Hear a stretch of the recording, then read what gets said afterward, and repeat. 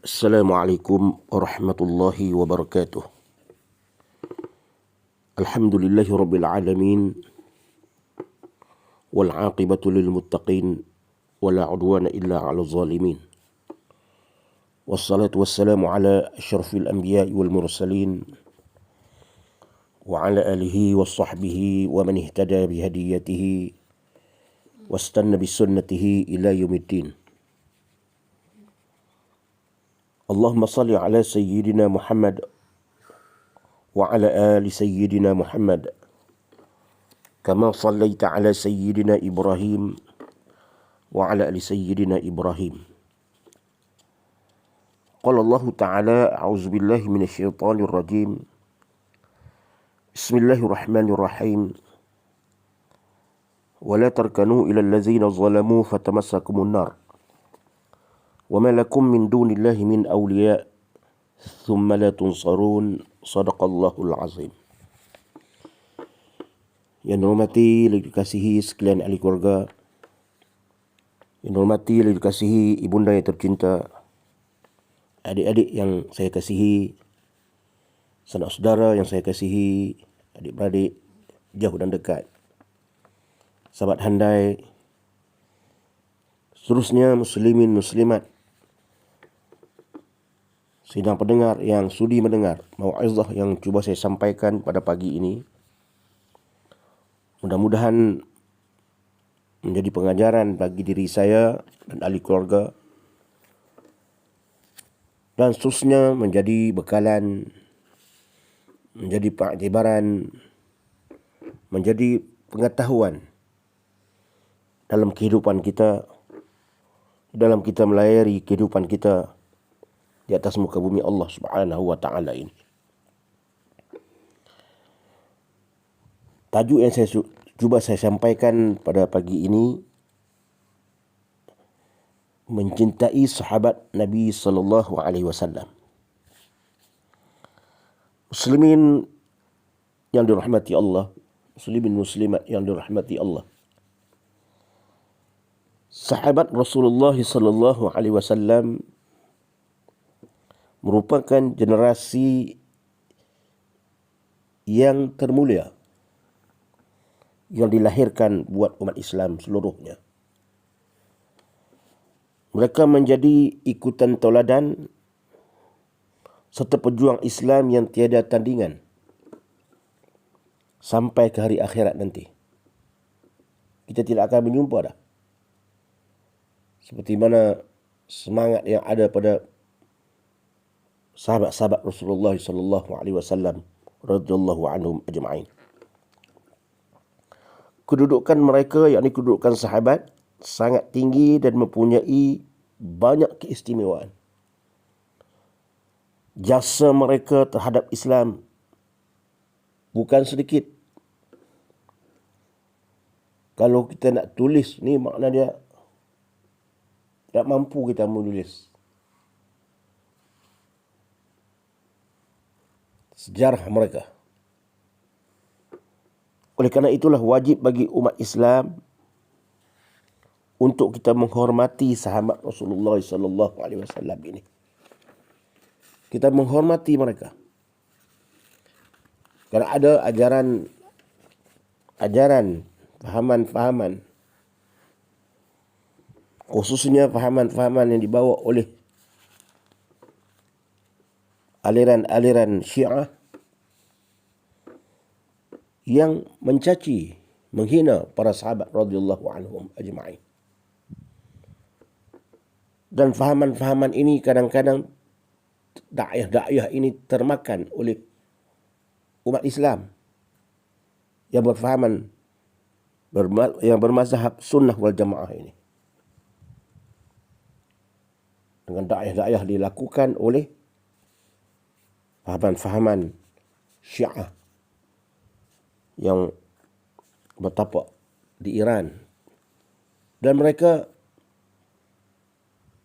penyebaran mereka menyebar ke seluruh dunia Islam. Tetapi mereka pandai. Mereka dalam mendakwah itu, mereka mempunyai satu sifat yang dipanggilkan taqiyah. iaitu berpura-pura. Jumpa dengan kita, kalau mereka nampak tak boleh nak cari makan tu, mereka kata ikut kita. Mereka ikut ajaran kita. Tapi jika kita termakan dengan mereka, mereka akan membawa ajaran mereka. Mereka pandai lakon. Taqiyah. Makna mereka pandai lakon. Di hadapan kita lain, di belakang lain. Ini sifat mereka. Ini sifat orang-orang Syiah. Islam menganjurkan agar umatnya menyuburkan perasaan kasih dan sayang kepada sesama manusia, sesama insan. Bahkan Nabi Muhammad SAW dalam sabdanya ada yang menyatakan yang bermaksud tidak beriman seseorang kamu sehingga dia mengasihi saudaranya sebagaimana dia mengasihi dirinya sendiri. Tidak beriman seseorang itu sehingga dia mengasihi saudaranya sebagaimana dia kasih kepada diri dia. Dia tidak mau diri dia sakit, begitulah dia tidak mau saudaranya sakit. Dia tidak mau dirinya susah, begitulah sebolehnya dia tidak mau sahabatnya susah. Begitulah yang berlaku dalam kasih sayang sesama umat Islam. Hal ini lebih bermakna apabila seseorang itu mencintai sesama Islam kerana Allah semata-mata. Lebih lagi lah jika kita kasih pada seseorang itu hanya semata-mata kerana Allah Subhanahu wa ta'ala. Orang yang berkasih sayang kerana Allah, warajulani tahabban fillah ijtama'a alaihi wa tafarraqa alaihi. Mereka mendapat lindungan Allah pada hari akhirat nanti. Dan mereka mendapat naungan 2 orang atau 3 orang yang berkasih sayang, sama ada lelaki atau perempuan. Mereka bertemu dan berpisah, berkawan, atau mereka berpisah selepas itu semata-mata kerana Allah. Allah berikan mereka naungan kerana hubungan mereka itu, kasih sayang mereka itu hanya semata-mata kerana Allah Subhanahu wa ta'ala. Ini kelebihan orang yang berkasih sayang kerana Allah. Lebih-lebih lagi lah kita mencintai para sahabat Nabi SAW. Lebih-lebih lagi jika kita mencintai sahabat Nabi SAW, orang yang terbukti cintanya kepada Allah, sahabat yang terbukti cintanya kepada Allah dan Rasul, sehingga menjadikan mereka sebagai orang yang paling utama dan layak mendapatkan nilai kecintaan di hati kita.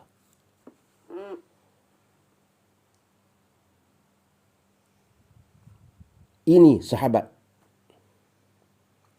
Sebab itu bila kita sebut sahabat, kita sebut radhiyallahu anhum. Sahabat radhiyallahu anhu.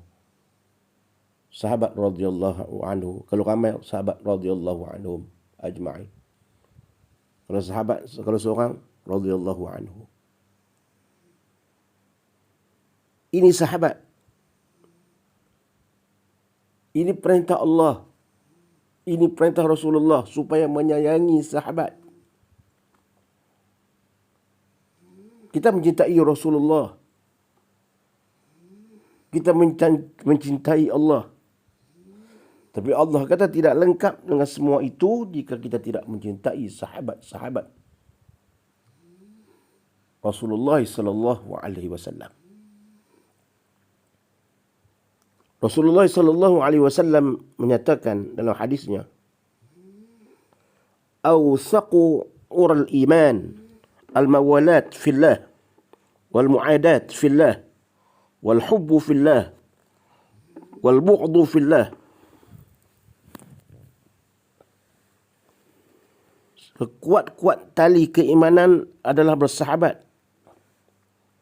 dan bermusuh kerana Allah serta cinta dan benci kerana Allah.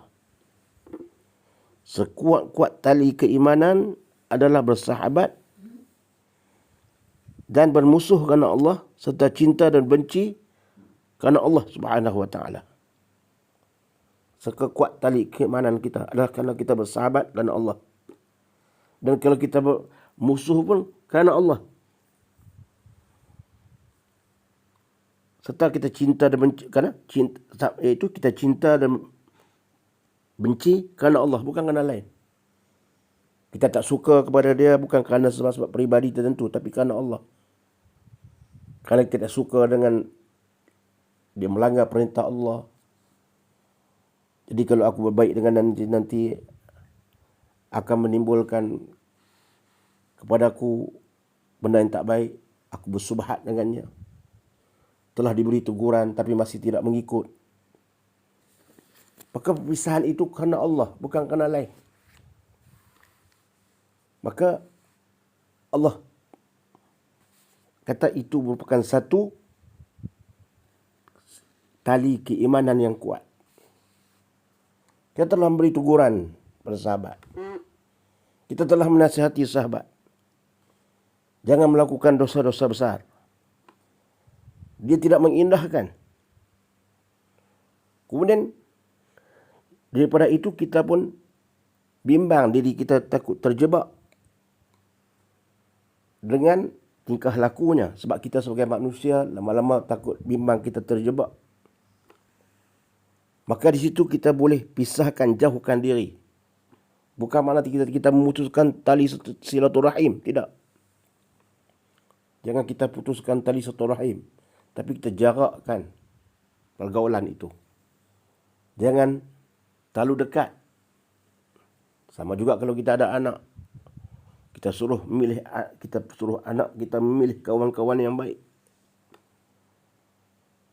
Ini adalah ajaran Rasulullah SAW. Karena dia ibarat macam berkawan dengan sahabat yang baik ini, ibarat macam minyak wangi. Walaupun kita tidak pakai minyak wangi itu, tapi bauan itu sampai kepada kita. Begitulah sebaliknya. Selain itu, Rasulullah SAW menyebut lagi, Al-Ansar la yuhibbuhum illa mu'min wa la yubghiduhum illa munafiq. Faman ahabbahum ahabbahu Allah wa man abghadahum abghadahu Allah. Suatu hadis yang agak kita kata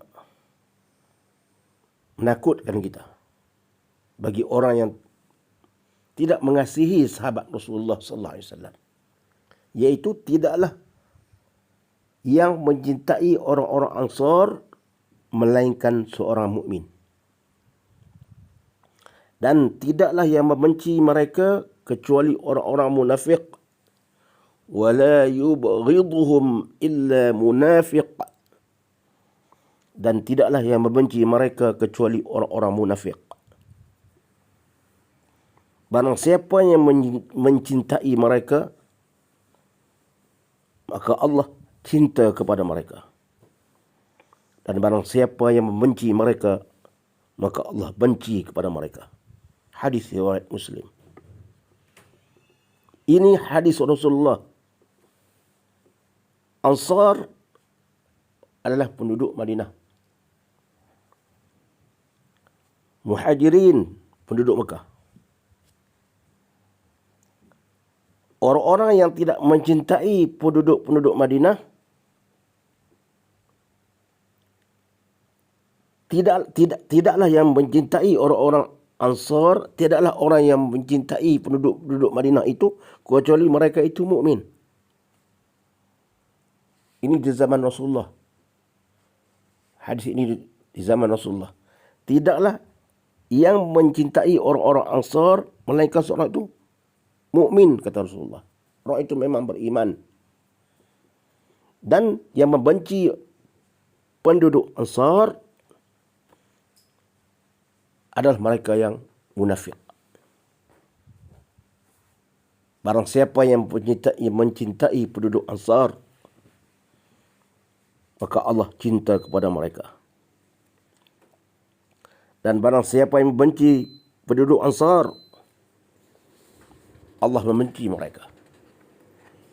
Ini nak menunjukkan bahawa kecintaan, perlunya cinta kita kepada sahabat-sahabat radhiyallahu anhum ajma'in. Orang Ansar yang berkorban segalanya, jiwa, raga, nyawa. Mereka menyediakan tempat kepada Rasulullah sallallahu alaihi wasallam dalam hijrah dan menjadi pusat perkembangan Islam. Dan akhirnya Madinah menjadi kota yang besar dan menjadi kerajaan yang besar. Penduduk Madinah tidak mengharapkan sesuatu balasan di atas pengorbanan mereka itu, kecuali mereka mengharapkan redha Allah Subhanahu wa taala. Mereka berjihad dengan harta mereka. Mereka menjaga Rasulullah sallallahu alaihi wasallam lebih daripada mereka menjaga nyawa mereka sendiri. Ini sifat penduduk Ansar, sifat sahabat-sahabat di zaman Rasulullah sallallahu alaihi wasallam. Imam At-Tahawi rahimahullah ada berpesan, cintalah para sahabat Rasulullah sallallahu alaihi wasallam dengan tidak berlebihan. Makna dalam kita mencintai sahabat Rasulullah sallallahu alaihi wasallam yang beribu-ribu itu, yang beratus ribu jumlahnya, janganlah kita berlebihan. Berlebihan ni maksudnya terlampau kita ta'assub sampai pergi ke kubur, sampai kita pergi satu jadi pusat pemujaan. Ini tidak dibenarkan. Bahkan dalam Islam pun tidak dibenarkan. Rasulullah pun sendiri pun tidak membenarkan. Bahkan Rasulullah sendiri pun menegah perkara-perkara khurafat seperti itu. Kemudian janganlah kita membenci salah seorang pun di antara mereka dan bencilah orang yang membenci dan memperlekehkan mereka. Ini dibenarkan oleh Rasulullah.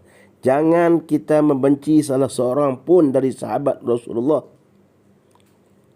tapi kita boleh membenci orang yang membenci dan memperlekehkan sahabat Rasulullah sallallahu alaihi wasallam. Ini tak apa.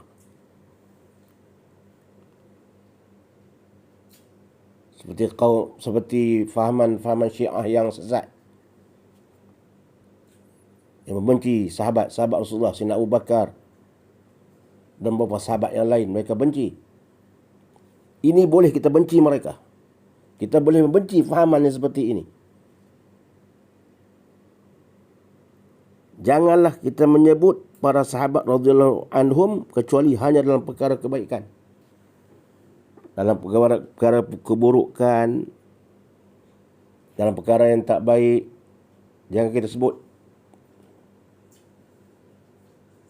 Dalam kita bercakap-cakap, tiba-tiba kita bercakap dalam masalah sahabat, kemudian kita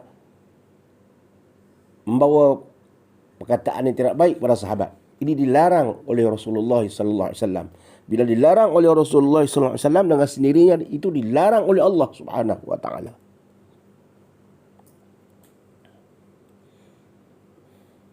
Kecuali kita menceritakan kebaikan yang mereka lakukan. Mencintai mereka, yakni mencintai sahabat Rasulullah sallallahu alaihi wasallam,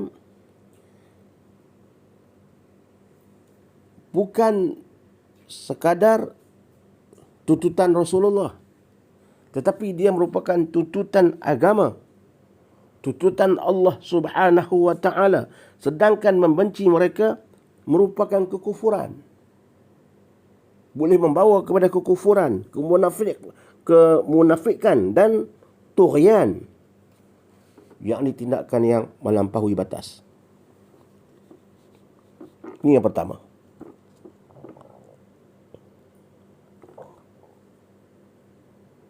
Kita memuji para sahabat radhiyallahu anhum ajma'in.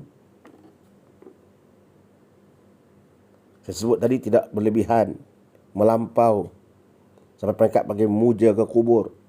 Ini tidak dibenarkan.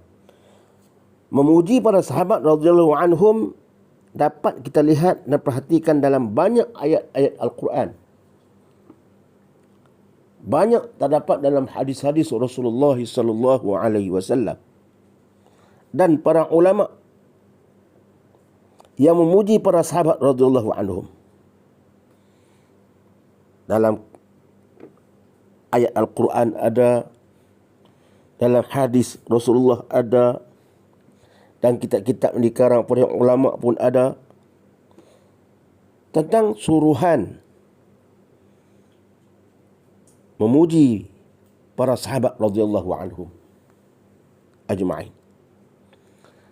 Antaranya sebagaimana firman Allah Subhanahu wa taala di dalam surah At-Taubah ayat 100.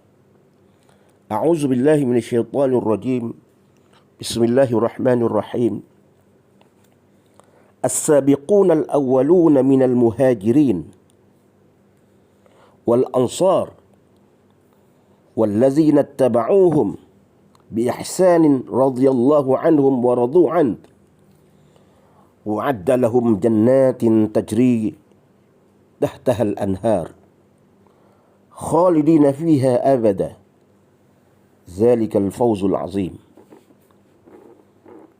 Firman Allah yang bermaksud as-sabiquna al-awwaluna minal muhajirin wal ansar, dan orang-orang yang terdahulu yang mula-mula berhijrah dan memberi bantuan dari orang-orang muhajirin dan orang ansar, wallazina ittaba'uuhum, dan orang-orang yang menurut jejak langkah mereka dengan kebaikan, yakni dengan iman dan ketaatan. Allah redha akan mereka. Allah redha akan mereka, kata Allah. Dan mereka pula redha akan dia, yakni mereka redha kepada Allah, Allah redha kepada mereka, dan mereka redha kepada Allah. Serta dia menyediakan untuk mereka, Allah menyediakan kepada mereka, wa'addalahum jannatin tajri tahtahal anhar khalidina fiha abada. Allah menyediakan kepada mereka sahabat-sahabat di kalangan muhajirin dan ansar yang mengikut, dan mereka-mereka yang mengikut jejak langkah sahabat-sahabat ini dalam perjuangan agama Islam, jannatin tajri tahtahal anhar. Allah sediakan mereka syurga-syurga yang mengalir di bawahnya beberapa sungai. Khalidina fiha abada. Mereka kekal di dalamnya abada, buat selama-lamanya. Zalikal fawzul azim. Yang demikian itu adalah satu kejayaan yang, satu ganjaran yang amat besar yang Allah berikan. Allah menyebut, Allah sediakan kepada golongan muhajirin di kalangan orang ansar akan syurga Allah. Para sahabat ini, karena mereka telah menyediakan diri mereka untuk membantu Rasulullah sallallahu alaihi wasallam dalam menyebarkan Islam. Muslimin muslimat yang dirahmati Allah, Islam datang dalam keadaan dagang, gharib. Islam datang dalam keadaan dagang seorang, Muhammad sallallahu alaihi wasallam. Kemudian dia perlukan kepada bantuan. Terutama dalam masyarakat Arab Jahiliyah yang hidup di dalam keadaan yang penuh dengan jahiliyah, yang penuh dengan kemaksiatan, yang penuh dengan kecurangan, yang penuh dengan kemunafikan,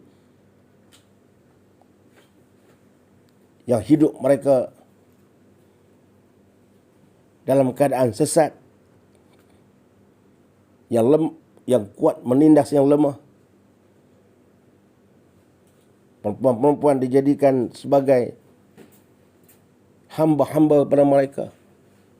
Rasulullah lahir di zaman itu dalam keadaan dagang. Rasulullah bawa agama dalam keadaan dia seorang diri dagang. Bila maksud dagang ni, fahamlah, dia perlu kepada bantuan. Macam orang berdagang, bawa diri. Di samping keluarga, isterinya, keluarganya yang menjaganya, belum mampu. Kerana ada di kalangan keluarga-keluarga Nabi yang tidak mengikut ajaran Nabi, tapi menjaga Nabi. Jadi bantuan sahabat-sahabat inilah yang meniupkan semangat Rasulullah SAW, memberi semangat kepada Rasulullah SAW dalam perjuangan Islam. Terutamanya sahabat Abu Bakar, Umar, Osman, Ali dan sahabat-sahabat yang lain. Mereka inilah yang menjadi penggerak dalam menjalankan misi dakwah Rasulullah SAW. Dalam ayat tadi jelas bahawa kedudukan para sahabat Nabi SAW amatlah istimewa di sisi Allah Subhanahu Wa Taala. Istimewanya di mana? Dijanjikan syurga selama-lamanya. Abada. Selama-lama. Dan barang siapa yang mengikut teladan yang baik dari tinggalan para sahabat Rasulullah SAW, sama ada dari segi iman dan amalnya, maka baginya ganjaran besar daripada Allah Subhanahu Wa Taala. Bagi orang yang mengikut peninggalan para sahabat, sahabat telah meninggal, tidak ada lagi sahabat sekarang. Yang ada para ulama. Ulama ini adalah galang ganti. Al-ulama ini warasatul anbiya, pewaris Nabi. Mereka lah yang menjalankan kerja-kerja Nabi. Akan ada setiap zaman golongan-golongan yang meneruskan usaha dakwah yang ditinggalkan oleh Nabi, kemudian diambil oleh sahabat, diambil oleh tabi'in, itba'ut tabi'in, kemudian diambil oleh ulama-ulama selepas itu, sampailah kepada ulama-ulama yang sekarang. Ulama-ulama yang jujur dengan ilmu mereka. Bukan ulama-ulama su', bukan ulama-ulama yang jahat yang mengambil ilmu tapi untuk kepentingan diri mereka, atau nak memasyhurkan diri mereka. Bukan untuk memasyhurkan Islam, tapi memasyhurkan diri mereka supaya mereka menjadi pengikut yang ramai. Ini kita kena faham. Di akhir zaman ini macam-macam fahaman. Ulama yang jujur, yang ikhlas kerana Allah Subhanahu Wa Taala. Dia tidak mencari kepentingan apa-apa dalam tujuan dakwahnya, hanya semata-mata lillahi ta'ala. Bukan mencari habuan keduniaan. Bukan dia menjual agama ini dengan harga yang murah. Sesungguhnya mereka-mereka yang berjuang di atas agama Allah di akhir zaman dengan menjual agama dengan harga yang murah, Allah akan letakkan dalam perut, isikan dalam perut mereka itu fi butunihim nar. Letakkan dalam perut mereka itu api neraka.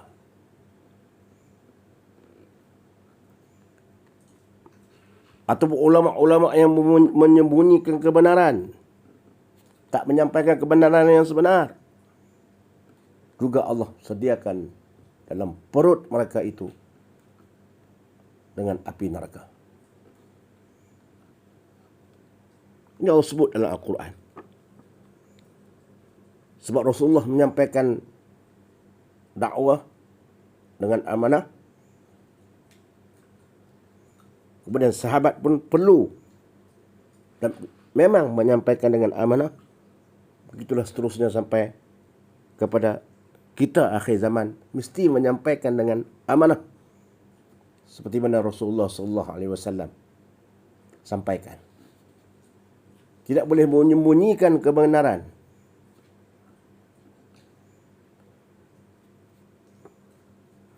Muslimin muslimat yang rahmati Allah Subhanahu wa taala. Kebaikan dan amal ibadat dilakukan oleh sahabat Nabi sallallahu alaihi wasallam sangatlah besar. Sehingga ada perumpamaan yang diberikan oleh Rasulullah sallallahu alaihi wasallam dalam sebuah hadis yang menggambarkan, Rasulullah telah pernah menggambarkan tentang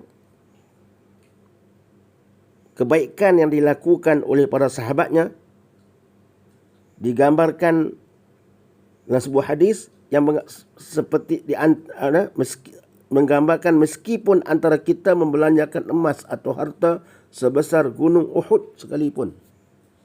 Nabi menggambarkan kepada umatnya, kepada kita,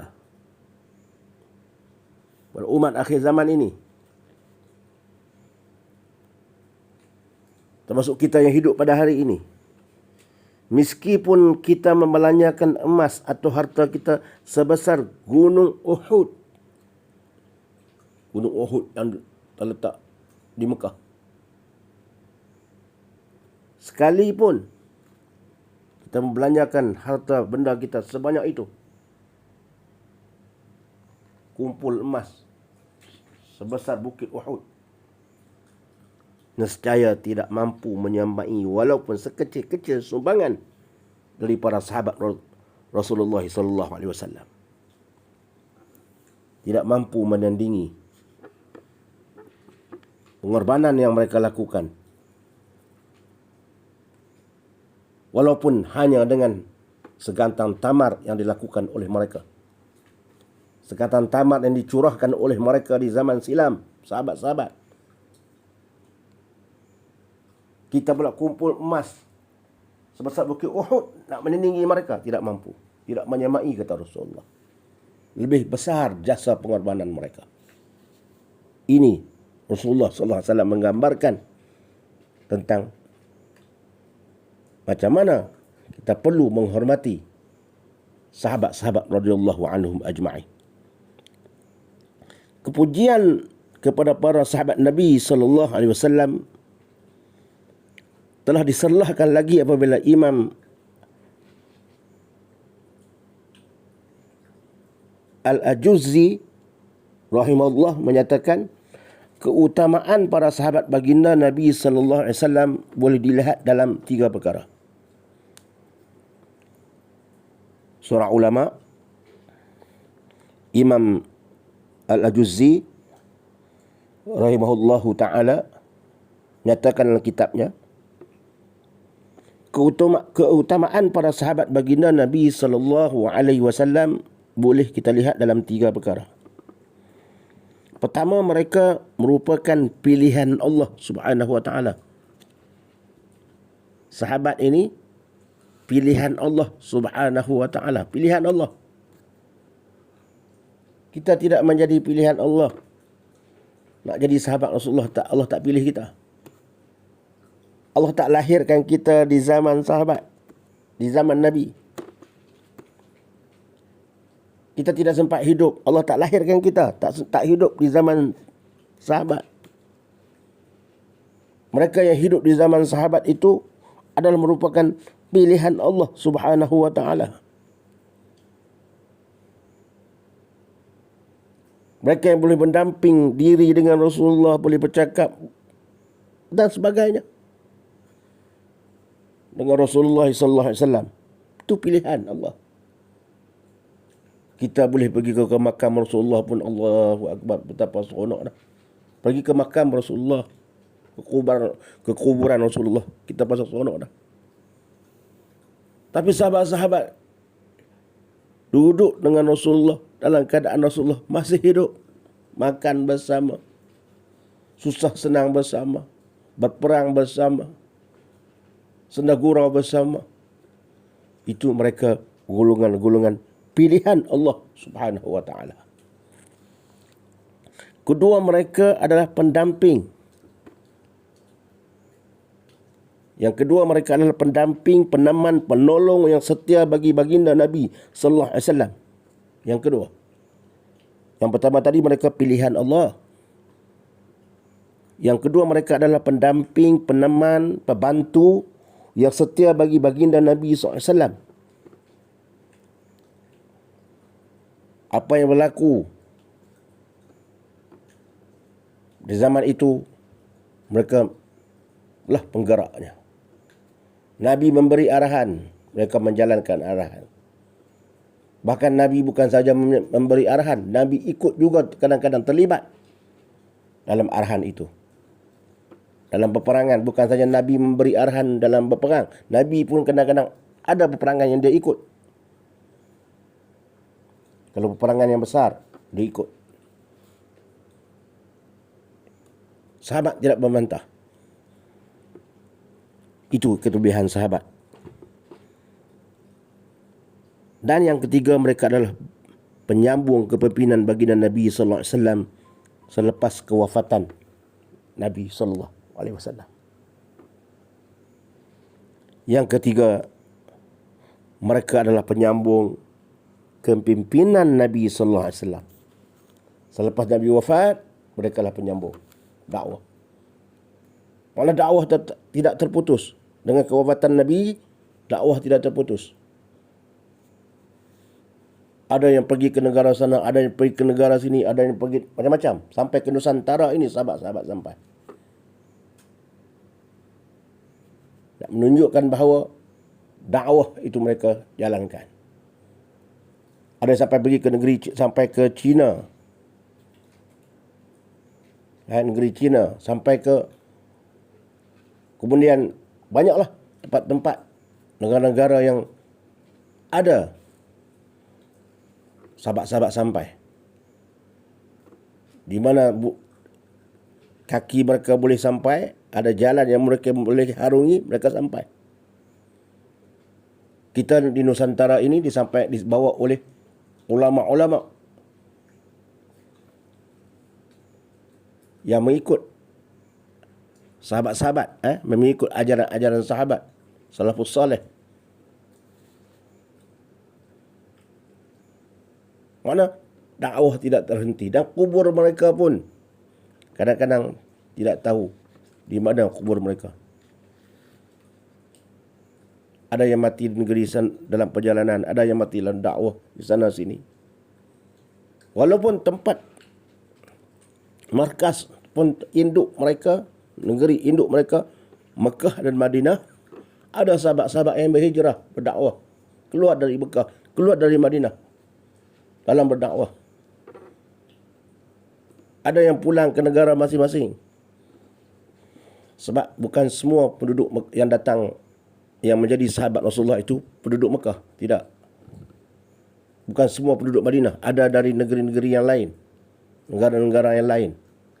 Mereka datang untuk menganut Islam dan berkhidmat kepada Rasulullah, mendalami Islam, dan apabila Rasulullah wafat, mereka kembali ke negara mereka untuk membawa dakwah Islam.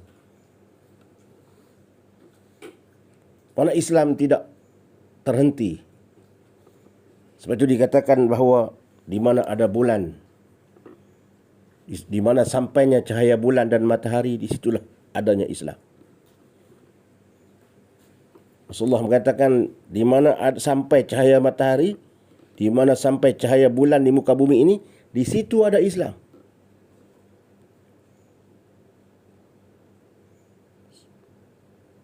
Maknanya Islam ini merangkumi seluruh dunia. Ini adalah menunjukkan bahawa perjuangan para sahabat radhiyallahu anhu.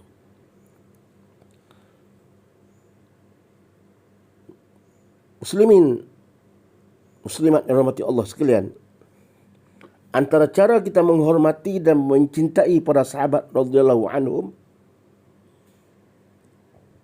antaranya ialah dengan kita berdoa dan memohon keampunan untuk mereka. Inilah juga antara tugas dan kewajipan orang Islam terhadap sahabat Rasulullah sallallahu alaihi wasallam, iaitu memohon keampunan dan mendoakan kesejahteraan mereka. Ini tanggungjawab kita. Tanda kita sayang, tanda kita cinta pada sahabat, kita mendoakan mereka, memohon keampunan untuk mereka. Sebab sahabat-sahabat ini bukan maksum. Nabi maksum. Nabi kita hadiahkan. Fatihah kita hadiahkan. Kepada sahabat-sahabat ini kita doakan kepada mereka. Kita baca Fatihah, hadiahkan kepada sahabat-sahabat. Kita doakan mereka. Mudah-mudahan Allah beri keampunan kepada mereka jika sekiranya berlaku kekhilafan sama mereka. Sebab sebagai manusia ada kekhilafan. Tak sunyi daripada kekhilafan. Kita berdoa untuk sahabat-sahabat.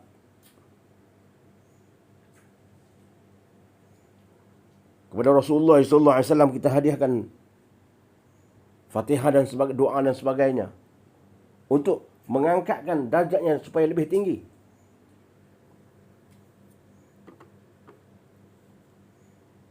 Sebab itu bila kita mulakan tahlil dan sebagainya, ila hadis sayyidina wa habibina wa syafi'ina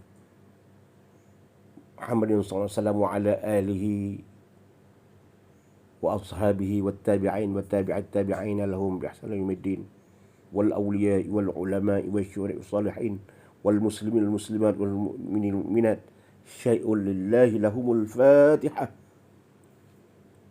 Tersebut sahabat-sahabat, tersebut Nabi dan sahabat-sahabat tabi'in. Kita doakan juga dalam doa kita itu untuk mereka.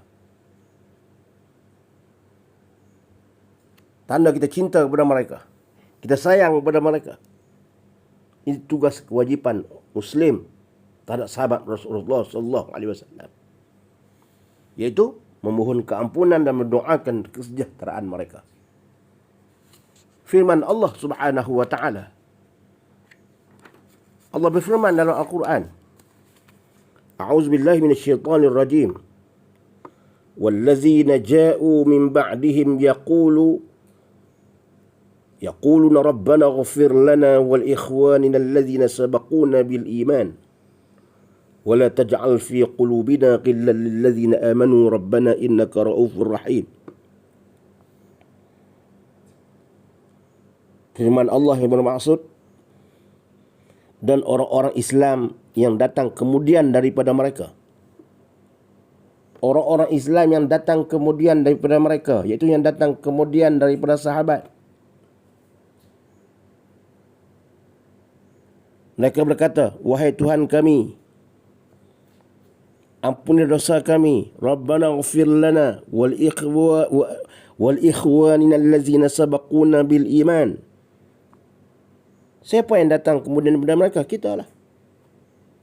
Termasuk umat sebelum ini dan selepas ini. Dalam doa mereka, kita mengatakan, wahai Tuhan kami, ampuni dosa kami dan dosa saudara-saudara kami yang mendahului kami dalam iman, yang telah pergi mendahului kami dalam iman. Termasuk pejuang-pejuang yang dahulu, ulama-ulama, tabi'in, itba'ut tabi'in, dan seterusnya para sahabat.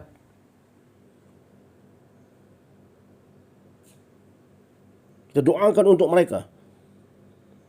Dan janganlah engkau jadikan dalam hati kami perasaan hasad dengki. Allah sebut dalam Quran. Dan janganlah jadikan dalam hati kami perasaan hasad dengki dan dendam terhadap orang-orang yang beriman. Wahai Tuhan kami, sesungguhnya engkaulah amat melimpah belas kasihan dan rahmatmu. Rabbana innaka ra'ufur rahim. Engkaulah Tuhan, wahai Tuhan kami, yang amat melimpah belas kasihan dan rahmatmu. Ini perintah Allah Subhanahu wa taala.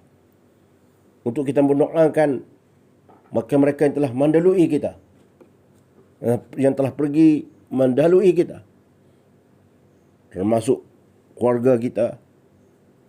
Yang mendahului kita ni termasuklah datuk nenek kita, boleh atas lagi sampai kepada sahabat-sahabat, sampai kepada Rasulullah sallallahu alaihi wasallam. Rasulullah sallallahu alaihi wasallam ni dia memang tidak ada dosa dah. Dia maksum, dia memang ahli syurga. Tapi kita mendoakan agar Allah tinggikan makamnya.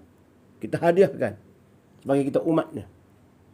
Dengan hadiah Fatihah dan hadiah doa itu akan meninggikan kedudukan di akhirat nanti.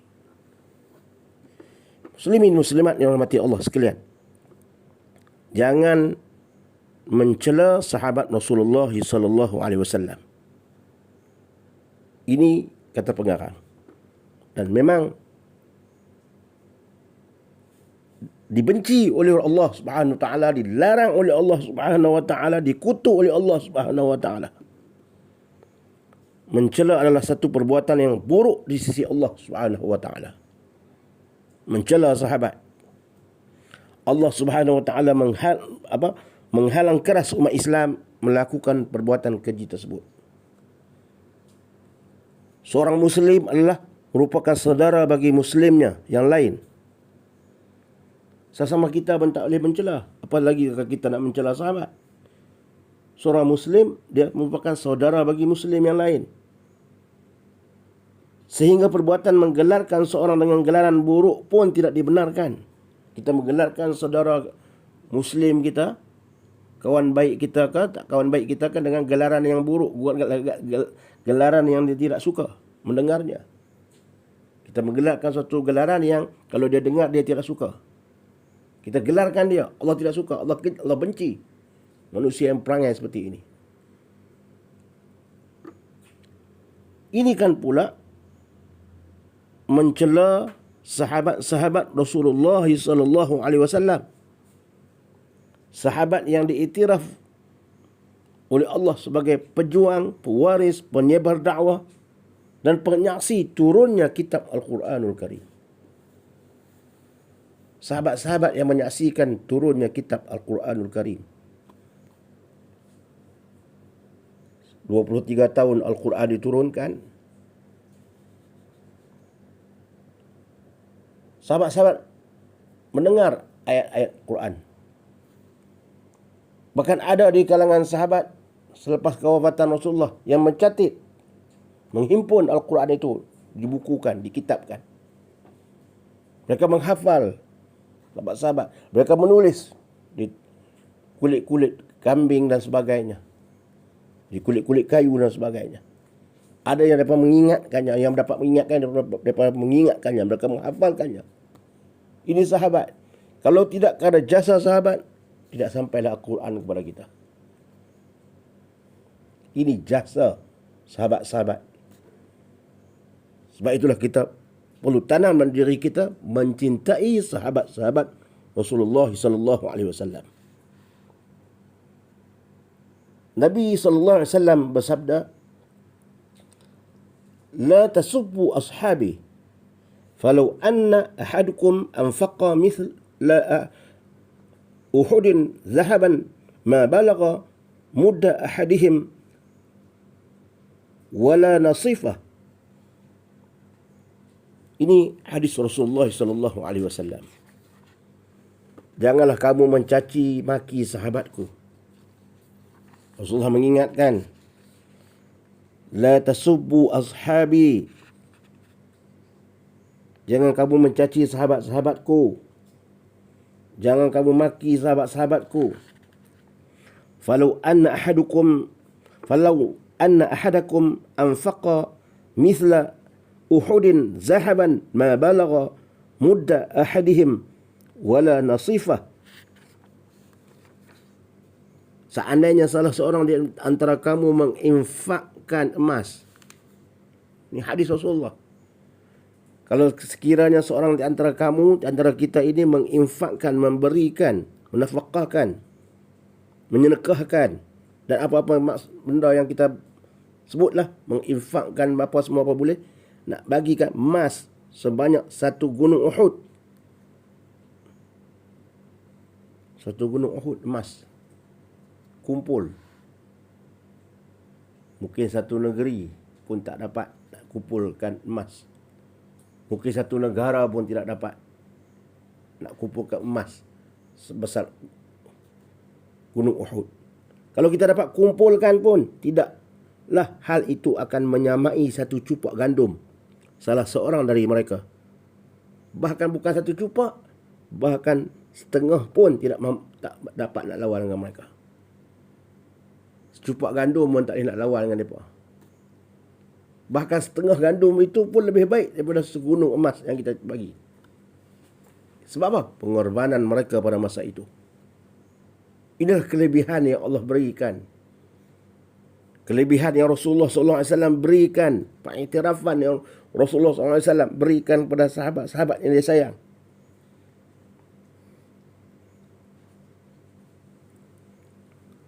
Abu Zur'ah Ar-Razi rahimahullah berkata, bila engkau melihat seorang memburuk-burukkan salah seorang dari sahabat Rasulullah SAW, jika kita melihat ada di kalangan manusia yang memburuk-burukkan sahabat Rasulullah, maka ketahuilah bahawa orang itu adalah zindiq. Apa makna zindiq? Iaitu zahirnya kelihatan Islam, tetapi hakikatnya adalah kafir. Inilah seperti yang berlaku pada setengah fahaman-fahaman Syiah. Memburuk-burukkan sahabat-sahabat Rasulullah sallallahu alaihi wasallam.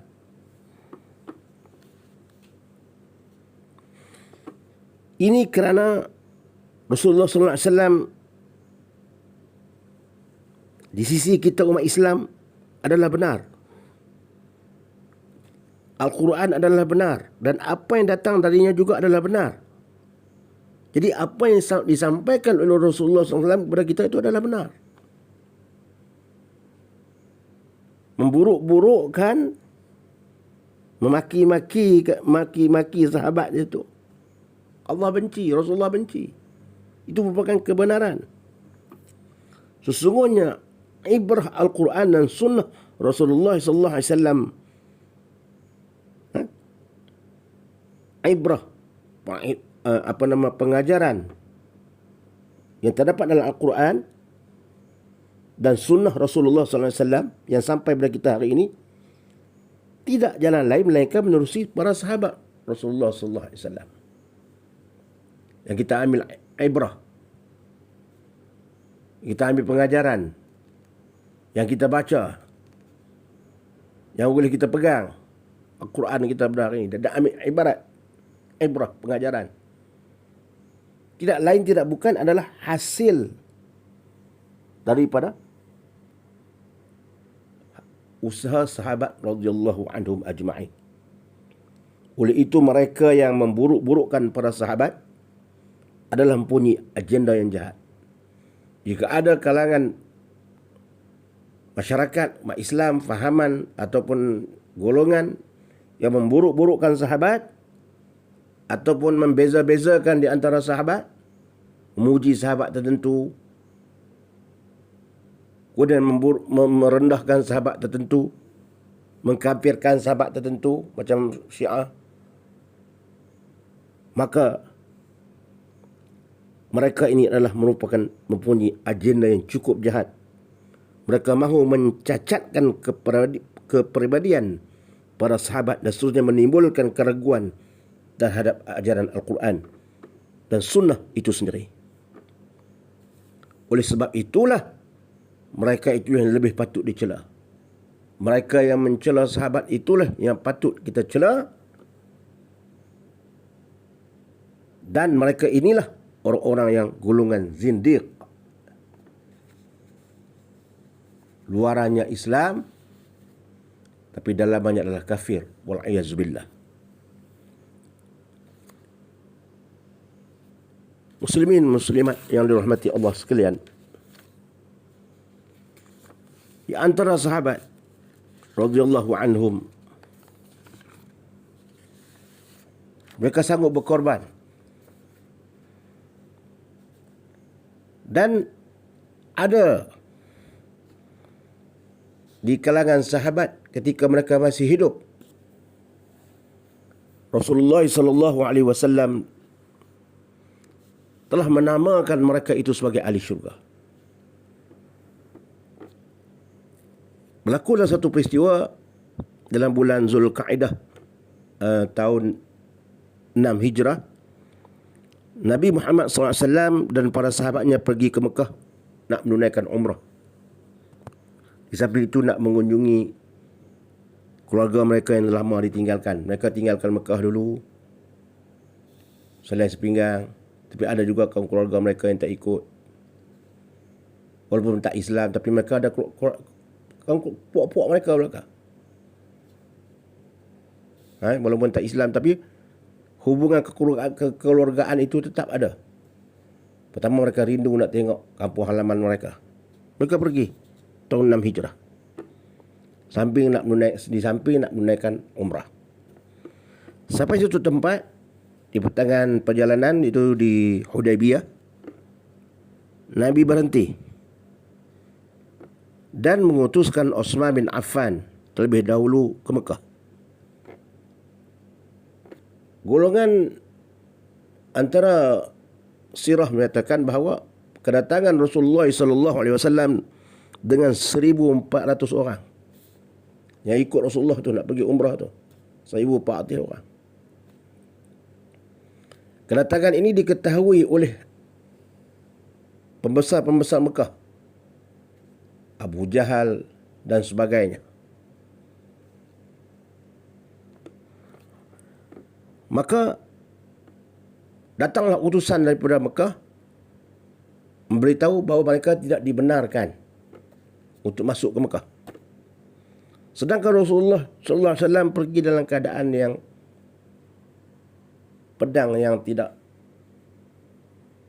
pedang yang bersarung. Maknanya tidak dikeluarkan pedang itu, maknanya tidak berperang lah. Bukan tujuan untuk berperang, tidak bawa senjata apa. Ada pedang pun disarung, tidak dihunuskan senjata. Bukan tujuan berperang, nak menunaikan umrah dengan 1,400 orang. Lalu bila datang wakil dari Mekah, mereka kata nak bincang.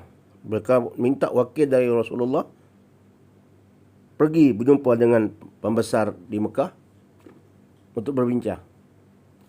Lalu Rasulullah SAW tunggu di Hudaybiyah.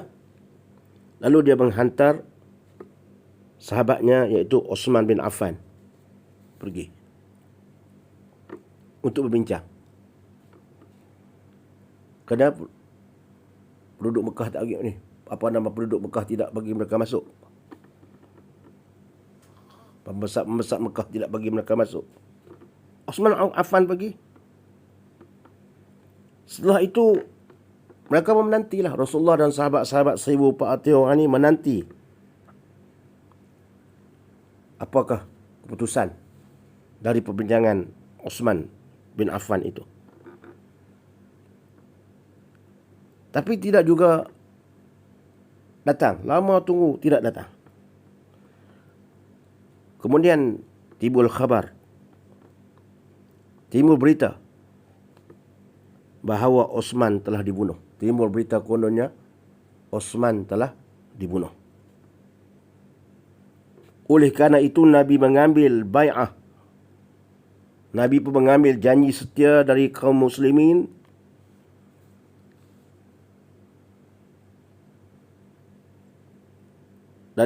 untuk bersiap siaga memerangi kaum Quraisy. Mereka tidak akan membiarkan. Jika sekiranya betul mereka membunuh Utsman bin Affan, Maka Nabi kata kita tidak boleh membiarkan. Kita tidak boleh pulang ke Madinah. Maka diambil ikrar setia bahawa jika mati benar mereka membunuh Uthman bin Affan, jika jelas betul mereka membunuh Uthman bin Affan, mari kita berikrar, berjanji setia pada masa ini, pada waktu ini, bahawa kita tidak akan biarkan nyawa Uthman bin Affan mati begitu sahaja. Para sahabat yang ikut bai'ah pada waktu itu lebih kurang 1,400 orang. Mereka berjanji akan menepati semua janji yang mereka ucapkan. Mereka berjanji bahawa mereka akan ikrar apa yang mereka ucapkan, mereka ikrarkan itu mereka akan ikut. Menepati semua janji ikrar yang mereka ucapkan, walaupun akibatnya boleh membawa kematian pada diri mereka sendiri.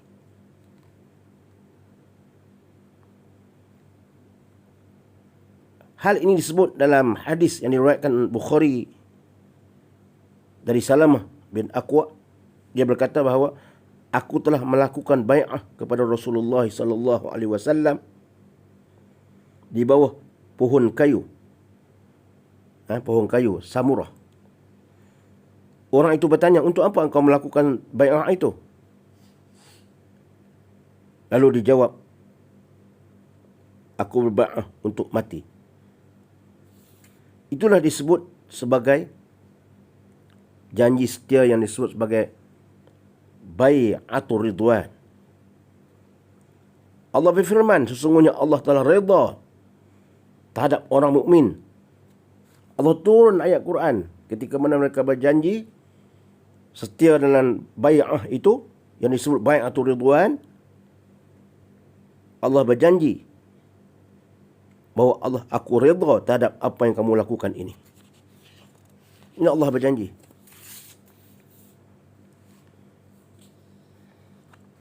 Muslimin, muslimat rahmati Allah subhanahu wa ta'ala. Ada disebut di dalam ayat Al-Quran perjanjian mereka ini, sahabat-sahabat ini, innal ladzina yubayyi'unaka innama yubayyi'una Allah yadullahi fawqa aydihim faman nakatha fa innama yankuthu ala nafsihi waman awfa bima ahada alayhi waman awfa bima ahada alayhi Allah fasayutihi ajran azima. Bahwasanya orang-orang yang berjanji setia kepada kamu, ya Muhammad, sesungguhnya mereka berjanji setia kepada Allah subhanahu wa ta'ala. Mereka janji setia dengan kamu, ya Muhammad, adalah juga mereka berjanji setia dengan aku, kata Allah. Tangan aku, ini tangan Allah di atas tangan mereka. Mana Allah bersama dengan perjanjian itu. Maka barang siapa yang melanggar janjinya, barang siapa yang khianat dengan janji ikrar bai'atul ridwan tersebut, nescaya akan menimpa dirinya sendiri. Akibat dia mengingkari itu, akibatnya akan menimpa dirinya sendiri. Benda yang tak baik akan menimpa dirinya. Dosa itu akan menimpa dirinya. Dan barang siapa yang menepati janjinya, ikrarnya, bai'ahnya kepada Allah, maka Allah akan memberi pahala yang besar. Ini dirujuk dalam surah Al-Fatih ayat 10. Allah turun lagi ayat Al-Quran.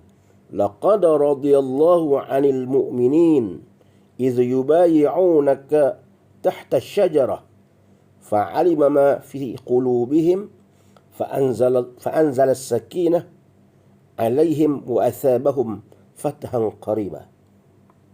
Sesungguhnya Allah redha terhadap orang-orang mukmin ketika mereka berjanji setia kepadamu di bawah pohon. maka Allah mengetahui apa yang ada dalam hati mereka. Lalu Allah menurunkan ketenangan atas mereka dan memberi balasan kepada mereka dengan kemenangan yang dekat waktunya. Ini disebut di dalam Al-Quranul Karim. Ibnu Katsir menyebut bahawa ada sekitar 1,400 orang yang berbai'ah bersama Rasulullah sallallahu alaihi wasallam.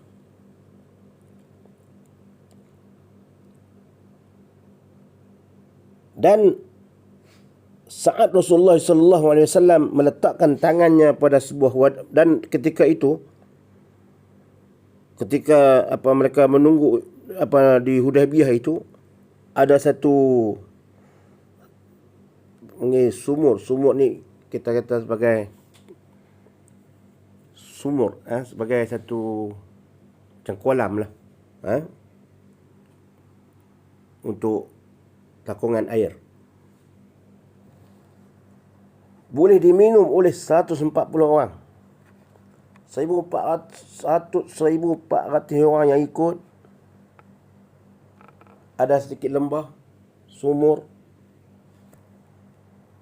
Dengan keberkatan Rasulullah sallallahu alaihi wasallam, Rasulullah sallallahu alaihi wasallam meletakkan tangannya di sumur itu, dapat diminum oleh 1,400 orang. Ketika dalam menanti kedatangan putusan itu, maka mukjizat Rasulullah SAW, sahabat-sahabat dahaga dan sebagainya, Rasulullah SAW meletakkan tangannya yang mulia itu, dan sumur itu boleh diminum airnya yang jernih itu 1,400 orang. Ini antara mukjizat Rasulullah sallallahu alaihi wasallam. Tapi akhirnya datanglah berita bahawa tidak berlaku pembunuhan Uthman. Tidak betul berita pembunuhan Uthman bin Affan. Maka mereka berasa bergembira, alhamdulillah. Tapi sebelum datang Uthman bin Affan tadi, sahabat-sahabat telah berjanji setia dah. Kalau sekiranya Uthman itu terbunuh, mereka akan menuntut bela. Dan mereka yang berikrar menuntut bela itu, 1,400 orang itu, disebut Bai'atul Ridwan, di bawah pohon pokok. Maka Allah Subhanahu Wa Taala mengatakan, Allah iktiraf mereka itu adalah mereka diberi pahala yang besar, dan disediakan kepada mereka itu balasan kebaikan di atas mereka itu. Orang yang menjadi setia kepada kamu, sesungguhnya mereka adalah mereka menjadi setia kepada Allah, kata Allah. Tangan Allah di atas tangan mereka. Sebab itu dikatakan bahawa orang yang bersama-sama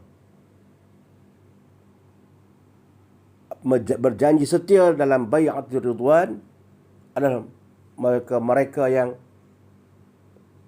di antara ahli syurga, yang mengikut, yang walaupun tidak terbunuh, walaupun Uthman tidak terbunuh, tetapi mereka telah berbuat janji setia sebelum itu. Mereka itu di kalangan ahli syurga. Ini disebut setengah-setengah ulama, dalam setengah-setengah kitab.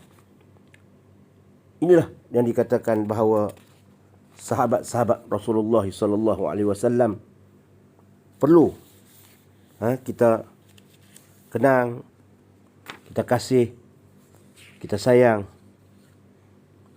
kita doakan mereka. Kemudian di antara sahabat-sahabat yang ketika hidup lagi, Rasulullah sallallahu alaihi wasallam mengatakan bahawa ada di antara sahabat-sahabatnya yang namanya sudah ada di syurga. Antaranya Abu Bakar, Umar, Ali, Utsman, Talha, Zubair, Abdurrahman bin Auf, Sa'ad bin Malik, kemudian Abu Ubaidah bin Al-Jarrah,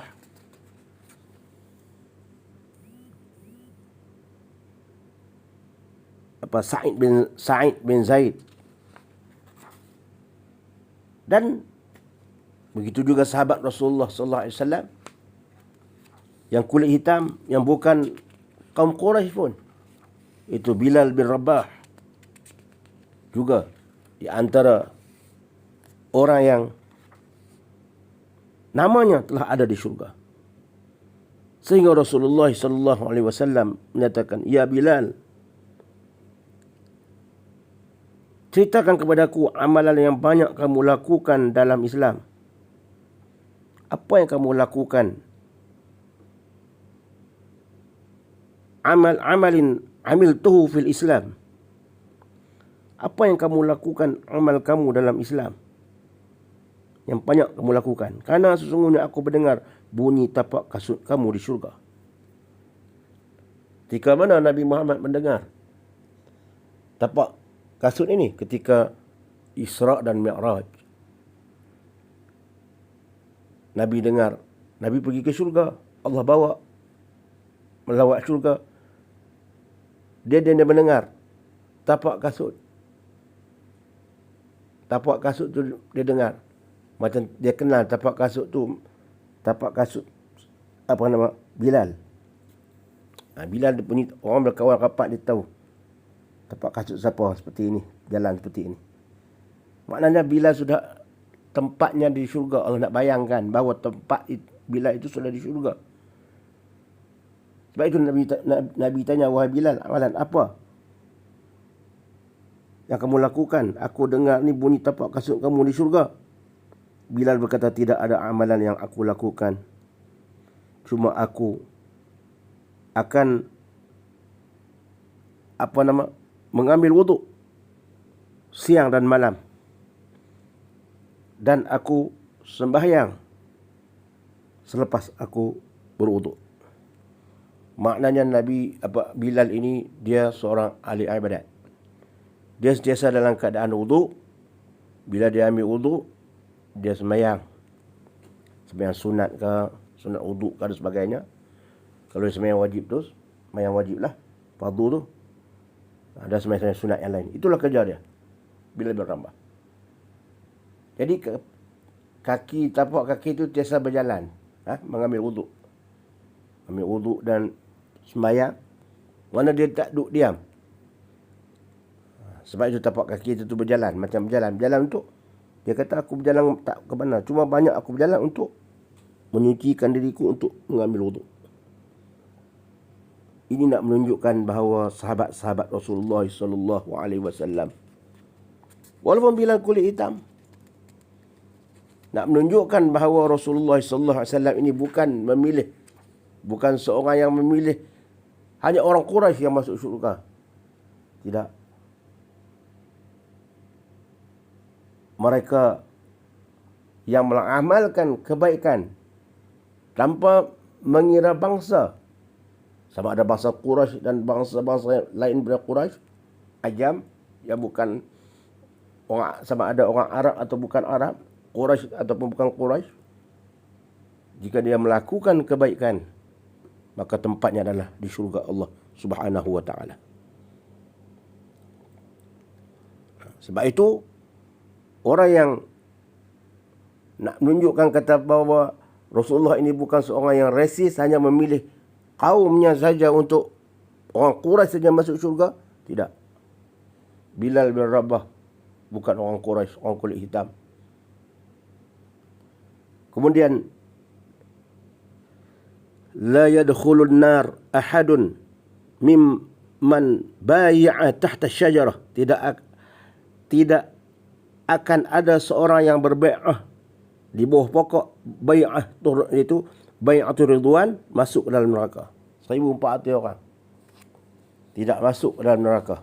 Mereka yang terlibat dalam bai'atul ridwan. 1,400 itu bukan semua orang Quraisy. Macam-macam bangsa ada, macam-macam negara ada. Mereka itu dijamin untuk masuk syurga Allah Subhanahu wa taala.